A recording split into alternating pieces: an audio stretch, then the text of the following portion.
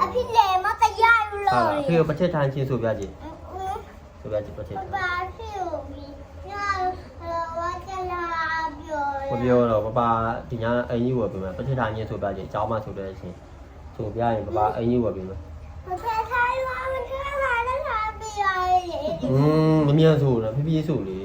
တက်ဆိုကြည့် အကျန်းဝလေ အကျန်းလားအကျန်းဆိုပြကြည့်အကျန်းဆိုကြည့်ကြည့်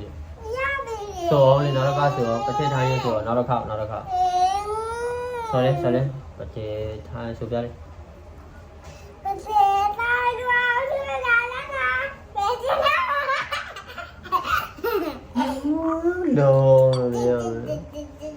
အာဘာ